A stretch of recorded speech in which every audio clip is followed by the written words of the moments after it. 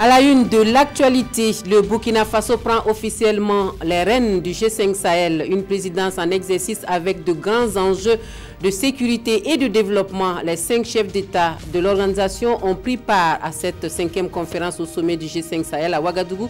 Les temps forts de la cérémonie d'ouverture à suivre dans ce journal. Et puis le pape François qui célèbre une messe inédite en plein air à Abu Dhabi. Le chef de l'église catholique, en fin de sa visite historique aux Émirats Arabes Unis, a clôturé son voyage par une grande célébration eucharistique qui a réuni des centaines de milliers de personnes dans ce pays où la foi chrétienne est tolérée à minima. Bonjour, merci de suivre les informations de la mi-journée. Un très bon appétit à vous qui êtes à table. Mais pour ouvrir ce journal, direction l'Égypte où l'épouse du chef de l'État burkinabé est désignée par l'Organisation de la coopération islamique pour recevoir une distinction honorifique pour l'ensemble de ses actions en faveur du bien-être de la femme et de l'enfant. Sika Kaboré est au Caire pour une visite officielle. Dans ce cadre, elle est reçue par le secrétaire général de l'OCI. Sur cette distinction, suivons le compte-rendu de Haruna Mari. L'Organisation de la coopération islamique OCI se félicite des œuvres de Sika Kaboré, une marque de reconnaissance mais aussi de soutien exprimée de vive voix au Caire à l'épouse du président du Faso par Youssef bin Ahmed Al-Oteyman, le secrétaire général de l'organisation. Un engagement qui permettra à Sika Kaboré de recevoir une distinction de l'OCI. Pour l'organisation, c'est le couronnement de plus d'une décennie de sacrifices et de dévouement pour la cause de l'enfant et de la femme.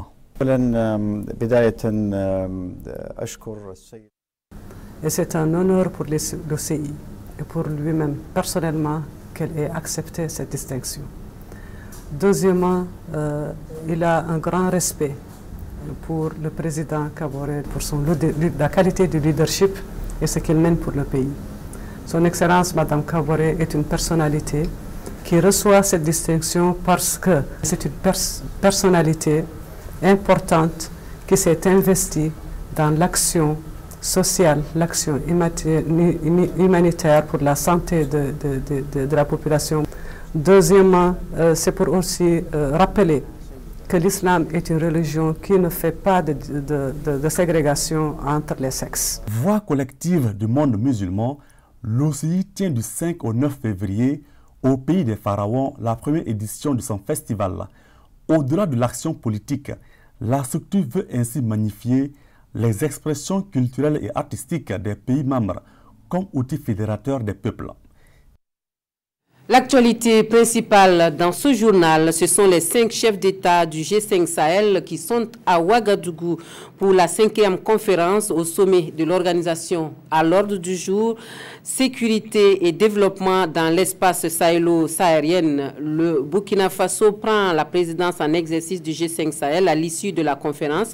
Les principaux défis demeurent la montée en puissance de la force conjointe et la mobilisation des ressources financières. Les grandes articulations de la cérémonie d'ouverture avec Dilaré Siehien et Maïmouna Traoré. Une famille plus que jamais unie pour la paix et la prospérité dans la zone sahélo-saharienne. Plusieurs questions liées au développement et à la sécurité sont au menu de cette 5e conférence des chefs d'État du G5 Sahel. Le suivi de la mobilisation des annonces de contribution pour la force conjointe et de son opérationnalisation, la réforme du secrétariat en vue d'une meilleure performance de l'implantation d'une académie de police du G5 Sahel. L'organisation de cette conférence à Ouagadougou permet au peuple burkinabé de réitérer son engagement et sa solidarité au sein du G5 Sahel dans la lutte contre le terrorisme ainsi que contre les fléaux qui freinent l'élan du développement de nos États. Ce jour marque incontestablement une nouvelle étape dans la vie du G5 Sahel. La présence effective de tous les chefs d'État, membres et de nos partenaires traduit éloquemment l'intérêt que nous accordons à la question de la lutte contre le terrorisme et au développement économique et social au Sahel. Selon le président en exercice de la conférence des chefs d'État du G5 Sahel, l'organisation a atteint aujourd'hui des résultats appréciables. L'opérationnalisation de la force conjointe du G5 Sahel et sa composante police, l'organisation de la conférence des bailleurs de fonds et du renforcement des relations entre l'institution et ses partenaires de coopération. Mais les défis restent énormes, notamment la montée en puissance de la force conjointe et la mobilisation des ressources pour son fonctionnement. Notre combat pour la paix et la sécurité dans notre espace est inséparable de notre lutte pour le développement. Le terrorisme et le crime organisé sont des symptômes. Nous sommes déterminés à nous attaquer à la maladie dont ils sont le reflet, la pauvreté et les inégalités. À terme, ce non pas les armes, mais l'éradication de celles-ci qui nous permettra de vaincre définitivement le terrorisme. Avec l'explosion démographique qui connaît le pays, notre jeunesse, si nous n'arrivons pas à la nourrir, à l'éduquer, à la former, à la soigner et à lui trouver des emplois, aura tendance à céder de plus en plus aux sirènes du terrorisme. La conférence des chefs d'État est l'organe de décision du G5 Sahel. Les travaux en huis clos sont en cours et les 5 chefs d'État vont fixer les grandes orientations et les options stratégiques de l'organisation. Et nous parlons maintenant de coopération transfrontalière Mali-Burkina Faso qui se formalise davantage au plan local avec la signature le 29 janvier dernier à Sikasso de textes juridiques formels locaux de cette coopération, des dispositions légales qui permettent d'institutionnaliser un cadre de concertation pour le développement intégré des 2 groupements transfrontaliers dans la boucle du Moun et dans le cercle de Mopti concernés par ces textes. Des précisions avec Yacouba Goro.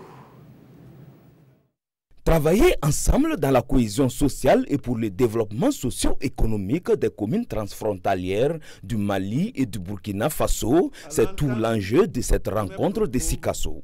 Les 2 gouverneurs venus du Mali et du Burkina procèdent ici à la signature officielle de textes juridiques de 2 groupements locaux de coopération transfrontalière.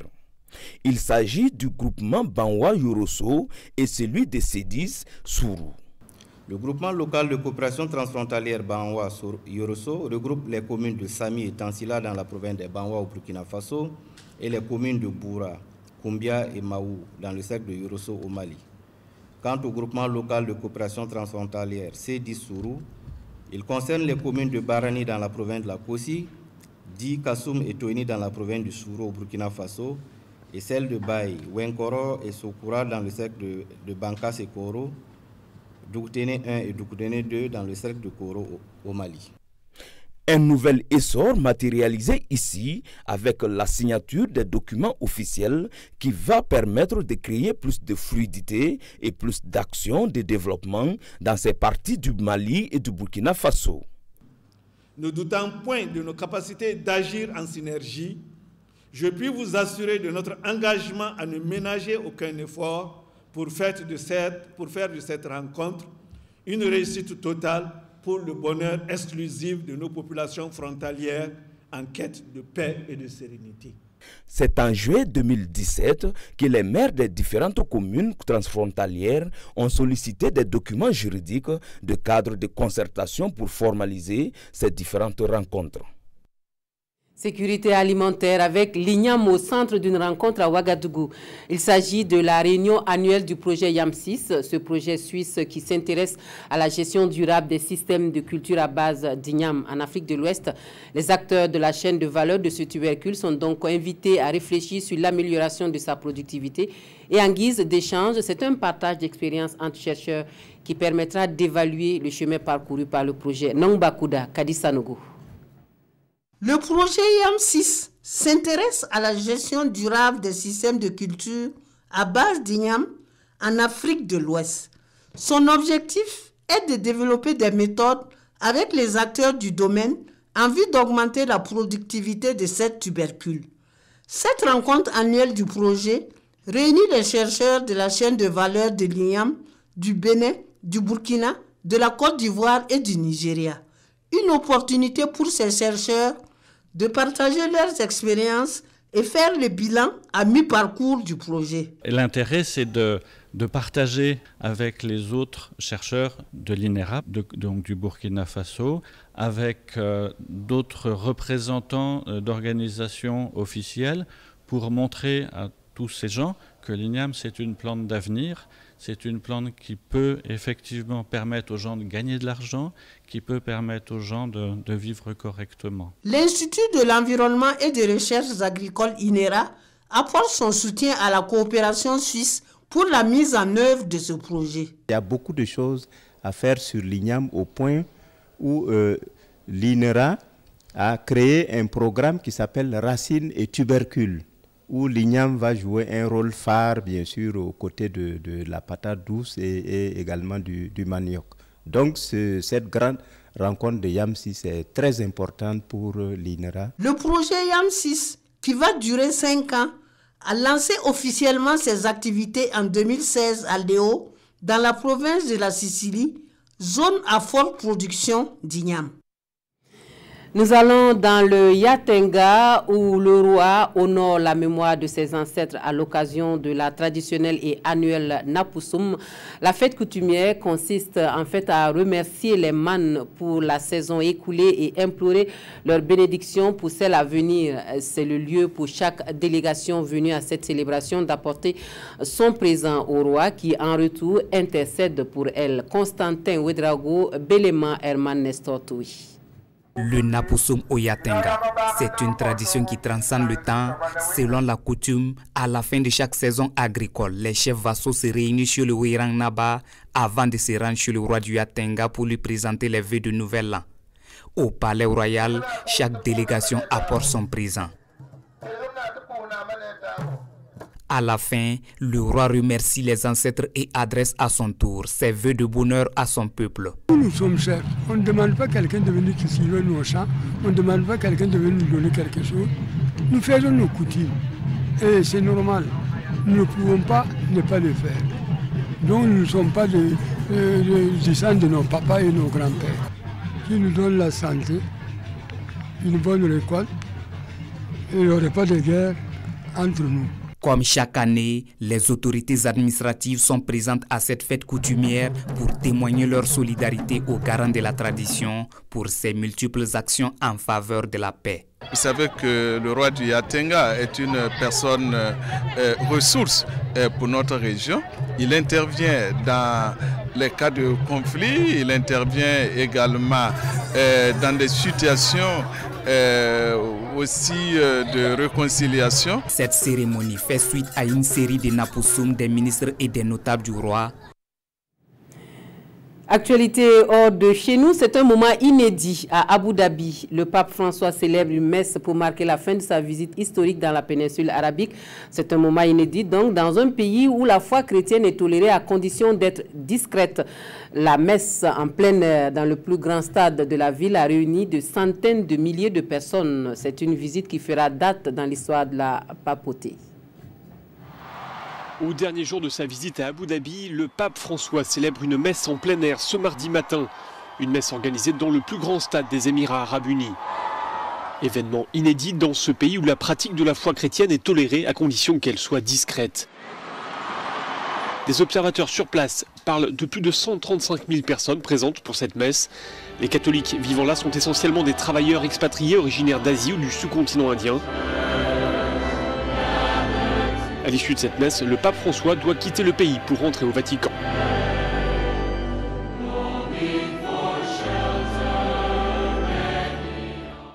Et la crise vénézuélienne qui divise en Europe, 14 États sur les 28 soutiennent individuellement le président par intérim autoproclamé Juan Guaido. Des réticences, et pas des moindres, ne permettent pas une position commune de l'Union européenne sur la situation.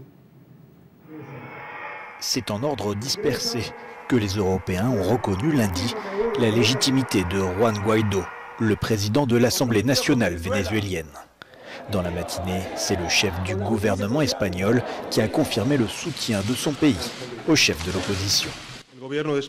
Le gouvernement espagnol annonce qu'il reconnaît officiellement le président de l'Assemblée vénézuélienne, M. Guaido Márquez, comme président en charge du Venezuela. Dans la foulée, le président français a publié un tweet en espagnol pour soutenir officiellement Juan Guaido. De son côté, le ministre britannique des Affaires étrangères espère que de nouvelles élections permettront de mettre un terme à la crise humanitaire qui sévit au Venezuela. Mais les Européens restent divisés. À ce stade, près d'une vingtaine de pays sur 28 ont reconnu Juan Guaido. La Grèce s'y refuse toujours et lundi, c'est l'Italie qui a bloqué l'adoption d'une position commune des Européens. La coalition gouvernementale à Rome est divisée entre l'extrême droite, ouvertement hostile au gouvernement socialiste de Nicolás Maduro, et le mouvement 5 étoiles qui souhaite davantage de neutralité. Cela indique un manque de connaissance de ce qui se passe au Venezuela, a répondu Juan Guaido. Au Venezuela, 90% de la population veut du changement et parie sur la démocratie. J'invite le sous-secrétaire d'État italien à s'enquérir de ce qui se passe en ce moment au Venezuela. De son côté, le chef de l'État vénézuélien a annoncé lundi avoir écrit au pape François pour lui demander sa médiation. En coulisses, les initiatives se multiplient pour tenter de sortir de l'impasse politique, sans garantie pour l'instant. Les deux principaux sujets d'actualité développés dans les quotidiens au Burkina Faso, le G5 Sahel et les 146 terroristes neutralisés dans la riposte des forces de défense et de sécurité dans 3 départements dans les régions du Nord et de la boucle du Monde. La revue de presse avec Tanga Kafando. Attaque dans le Yatenga, une quinzaine de personnes tuées à Kinhouro, 146 terroristes neutralisés. L'information est à la une de l'observateur Palega qui relaie un communiqué de l'état-major des armées. Ce bilan est le résultat d'une riposte des forces de défense et de sécurité qui s'est traduite par une opération terrestre et aérienne dans les départements de Kin, de Ban et de Bomboro. Et c'est dans ce contexte que s'ouvre à Ouagadougou aujourd'hui la rencontre au sommet du G5 Sahel, une rencontre sur un terrain de bataille selon le doyen des quotidiens. De quoi accouchera le conseil de guerre de Ouagadougou? En tout cas, pour le pays, il faut que la peur change de camp et ce ne sont pas les réunions au sommet dans les salons feutrés qui vont changer la donne, poursuit le journal.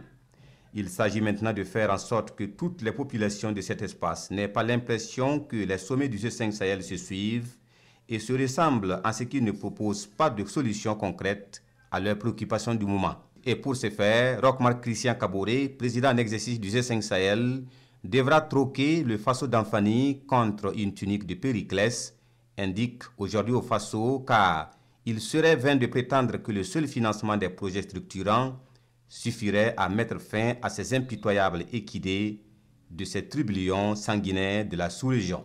C'est pourquoi, à l'image du chirurgien thoracique face à l'urgence, les 5 chefs d'État doivent opérer le terrorisme à cœur ouvert. Camp militaire Wezin Koulibaly de Bobo Dioulasso, les habitats illégaux démolis sous haute surveillance policière. L'information est rapportée par l'Express du Faso qui précise que ce sont des habitants impuissants qui ont assisté à la démolition de leurs maisons. Et pendant que certains condamnaient l'autorité, d'autres reconnaissaient la légalité de l'action. C'est parce que nous avons fait la sourde oreille, selon le commandement de la 2e région militaire nous a prévenus. Fin de ce journal. Merci de votre attention. Très bon après-midi à tous.